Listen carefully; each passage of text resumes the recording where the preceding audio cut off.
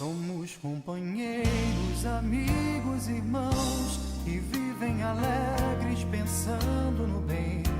A nossa alegria é de bons cristãos, não ofende a Jesus, não fere a ninguém. A nossa alegria é bem do Evangelho, vibra e contagia, da criança ao velho, mesmo entre perigos, daremos as mãos, como bons amigos, como bons cristãos, sempre ombro a ombro, sempre lado a lado, vamos trabalhar com muita alegria, pelo espiritismo mais cristianizado, pela implantação da paz e harmonia. A nossa alegria é bem do Evangelho, vibra e contagia, da criança ao velho, mesmo entre perigos, daremos as mãos, como bons amigos, como bons cristãos. Esse banner aqui é focado nas primeiras manifestações dos Espíritos que aconteceram na Bahia, em Mata de São João. Então, as pessoas estavam se reunindo em dias certos e horários certos. Os espíritos apareciam, se manifestavam e começavam a conversar. E a redondeza toda ia assistir. Então, o delegado percebeu que dessas manifestações estavam ocorrendo algumas intrigas entre a comunidade. Então, foi o que ele fez? Fez uma carta denunciando o que estava acontecendo, pedindo ao presidente da província que tomasse providências a respeito dessas manifestações que aconteceram no ano de 1845. Isso quer dizer, 3 anos antes dos fenômenos que aconteceram em Raios em 1848. Então, na verdade, enquanto lá chamou a atenção de todo mundo para averiguar, para investigar, aqui foi uma denúncia. Mas graças a Deus chegaram outras pessoas e fizeram valer, chegando aqui em Salvador, o livro dos Espíritos e o livro dos Mitos. E quem foi que fez isso? Luiz Olímpio Teles de Menezes. Ele fundou, quantos anos depois? Em 1865, 1845, mas em 1865, façam a conta. Então, muito tempo depois, foi fundado o primeiro grupo espírita do Brasil na Bahia, no dia 17 de setembro de 1865. Um fato importante porque este ano nós estamos fazendo 60 anos desse primeiro grupo espírita. E Luiz Olímpio Teles de Menezes, o pioneiro da doutrina espírita na Bahia e do Brasil, está fazendo 200 anos. Parabéns para Luiz Olímpio e parabéns a todos nós que estamos investindo na divulgação da doutrina espírita cada vez mais intensivamente. Depois de 4 anos da criação do primeiro grupo espírita do Brasil, Luiz Olímpio criou o primeiro periódico espírita do Brasil, na Bahia. E quando ele foi fazer isso, ele não fez assim aleatoriamente, não. Ele chamou um grupo que trabalhava com ele e disse que ele estava pensando que o único meio de divulgar o espiritismo por todos os campos era a imprensa. E ele, pensando nisso, ele imaginou criar um periódico e que já estava vindo o papel da França, que ele já tinha mandado buscar, estava chegando de navio. E ele não tinha como desembolsar o custo desse papel. Aí ele pediu ajuda às pessoas. Então 7 pessoas contribuíram, 7 pessoas da sociedade aquinhoadas de saber e monetariamente também fizeram a doação e conseguiu realmente amealhar o custo do papel que estava chegando. E ninguém estava sabendo disso, gente. Foi uma coisa assim de show. Quer dizer, ele, na cabeça dele estava todo programado. E então ele falou, mas o papel já está chegando na Europa. E chegou. Isso foi em março, no dia 8 de março. No dia 26 em julho, dizem que era o dia 26, mas não tem nenhum papel assim atestando de fato, mas foi em julho, veio a lume o Eco de Alentum. Olha que coisa, pouco tempo depois, e com muitas páginas, e distribuído para vários países. E esse que chegou também na França, a Revista Espírita de Alcântara. E o coordenador homenageou Luiz Olímpio, elogiou pela vontade dele e pela. Ele disse garra, mas estou falando aqui, transferindo as coisas para cá, que fazer um negócio desse no Brasil, divulgar um periódico desse no Brasil, que é uma terra refratária, então tinha que ser uma pessoa imbuída de boa vontade. E ele então mandou traduzir para o francês o Ego, a página do Ego, para que os franceses vissem que aqui já estava acontecendo isso. E Luiz Olímpio era tão assim, cheio de vontade mesmo, de realização, que antes de sair o Ego de Alentum, ele já tinha anunciado que iria publicar em outros estados, inclusive lá também. Já tinha anunciado na Revista Espírita que na Bahia ia ser lançado um periódico espírita. Quando ele recebeu o material, o pessoal já sabia que ia acontecer isso. Olha o tino dessa pessoa, de Luiz Olímpio, que ele está louvando, porque ele está fazendo agora, este ano, já falei anteriormente, 200 anos. Então foi muito significativo esse investimento, aqui o Eco de Alentum, porque ele tinha um objetivo de estudar os fenômenos que se apresentavam por maneira extraordinária, quanto admirável, e não fazendo monopólio de luz, busca a imprensa para registrar todos os fatos que tiveram lugar em nossas reuniões. E assim, a Revista de Espírito Allan Kardec registrou, e o Eco de Alentum aparece 6 vezes no ano, em cadernos de 56 páginas, e 8, sob a direção do senhor Luiz Olímpio de Menezes, ao qual nos apressamos, esse pessoal da França que fala francês, em fazer vivas felicitações pela corajosa iniciativa. Por que corajosa?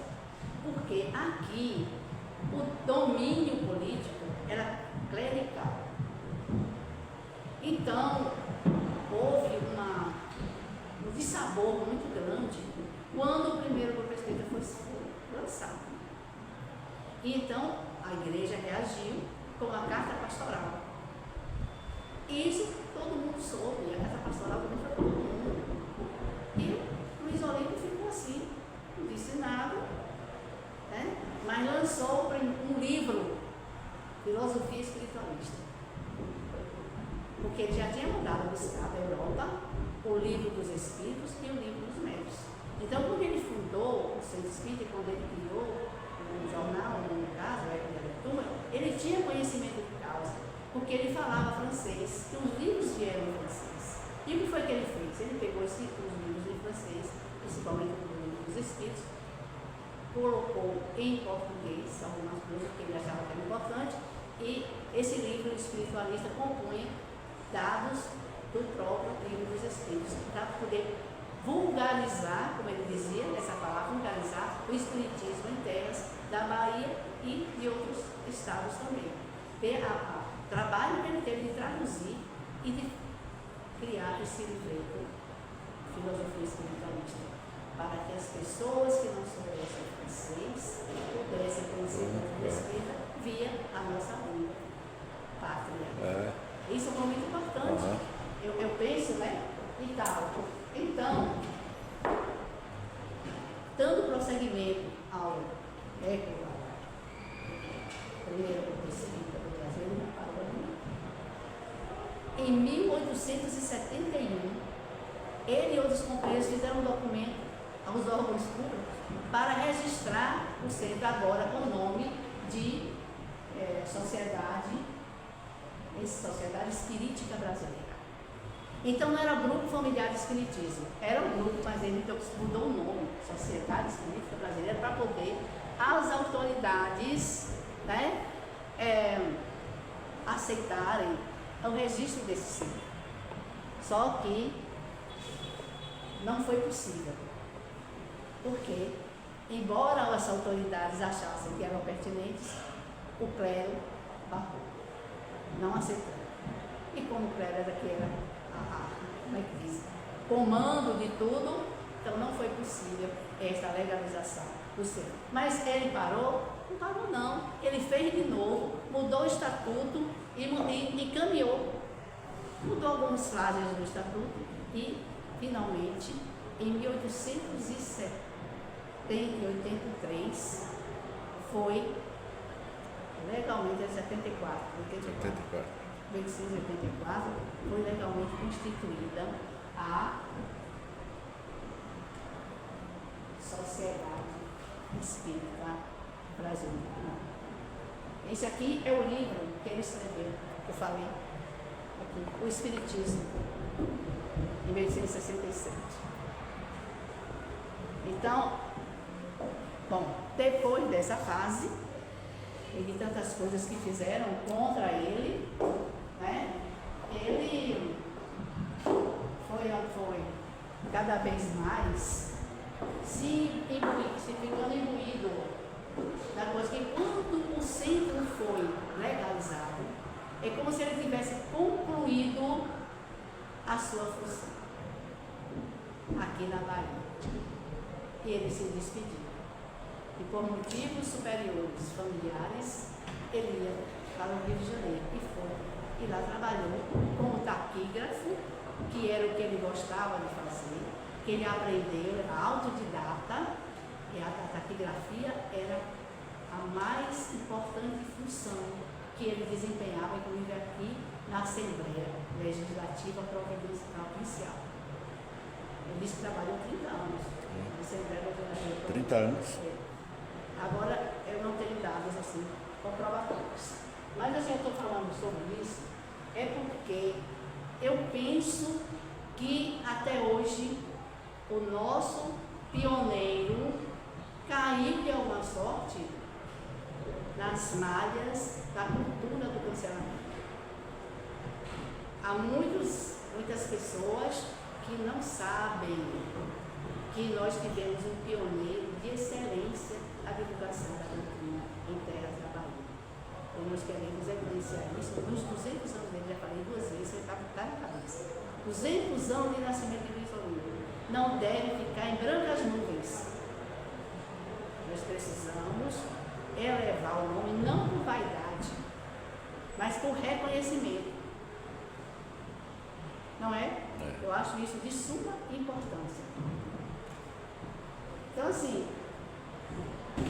e quando ele foi para o Rio de Janeiro, voltando, ele editou o seu manual de estenografia brasiliense.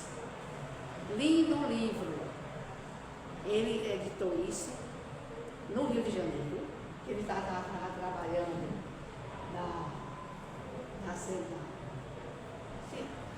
no Império, ele estava trabalhando no Império, nessa área de taquigrafia. E foi possível ele lançar o manual de estenografia brasileira.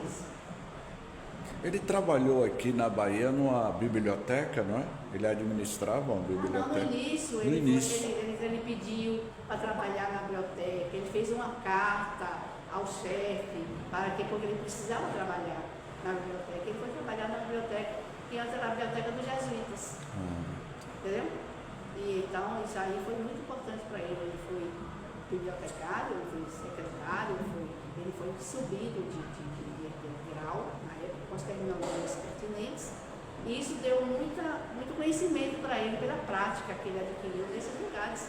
E ele também foi convidado para trabalhar, para participar como sócio do Instituto histórico da Bahia, como sócio, que eram só 60 pessoas. E ele foi convidado, e aqueles que queriam participar eram pessoas consideráveis, que tivessem a conduta ilibada e de reconhecimento dos serviços prestados na Bahia. Então isso valeu para ele ser convidado a ser sócio. Os outros pagavam a mensalidade, mas ele entrou sem pagar. O pessoal dispensou a mensalidade dele, porque ele não tinha muito recurso, mas mesmo assim aceitou como sócio. E depois ele virou, se transformou em tesoureiro do próprio instituto. Então, a trajetória de Luiz Olímpio é muito educadora, para que a gente veja como é que a pessoa sai de um período que era militar, depois era professor, virou professor primário, né? E ele escreveu um livro importante para que os meninos aprendessem a pronunciar as palavras adequadamente, uma ortoépia da língua portuguesa. Repita aí, por favor, Edmar. Repita de novo que ele buscava, ele produziu um livro para os alunos para pronunciar as palavras corretas. Adequadamente. Justamente, é uma ortoépia da língua portuguesa. Ortoépia da língua portuguesa. Exatamente. Então, ele criou esse reparo, e era uma pessoa assim, que a gente vê que ele inicialmente era militar, que o pai dele era militar, ele entrou, depois ele saiu e foi trabalhar na biblioteca, ele foi professor e tal, mas seguiu a carreira militar. Então, eu penso que, embora ele respeitasse muito, mas ele optou por outros saberes, entende? Foi uma pessoa autodidata, que ele lia tudo e sabia muito o que acontecia. Então, eu acho que nós estamos evidenciando isso, esses planos estão feitos há muito tempo e nós aprimoramos, fizemos outra linha do tempo dele, mais reduzida, e eu penso que se nós tivéssemos realmente um processo de união estabelecido com uma fortaleza maior, todo centro espírita teria a história de Luiz Olímpio Teles de Menezes, que fundou o primeiro grupo espírita da Bahia e do Brasil, regido por estatuto. É importante não é criar grupo, não é no grupo mediúnico, não.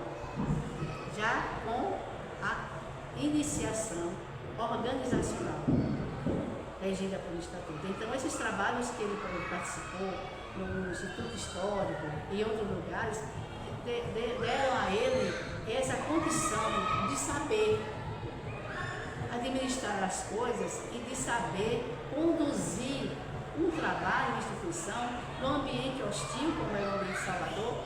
Mesmo assim, ele venceu e ele foi muito vilipendiado por revistas, por charges pejorativas, ele com asas de morcego e tal, e tudo isso ele não reclamou hora nenhuma. Ele não tem nada escrito dele que venha a, digamos, repetir o que os outros faziam por ele, de uma forma pejorativa. Então, homenageemos esse grande pioneiro. Ok, muito obrigado, Ednólia, por esse momento tão especial, um relato de Ednólia Pinto Peixinho, contando um pouco da história de Luiz Olímpio Teles de Menezes. Exatamente. Deixa a sua mensagem aí para todos os amigos, companheiros do movimento espírita do estado da Bahia. Companheiros, é com muita alegria que eu estou divulgando esse trabalho. Espero que todos nós, unidos, fortaleçamos a nossa doutrina, fortaleçamos a nossa capacidade de divulgação, porque nós temos onde nos espelhar.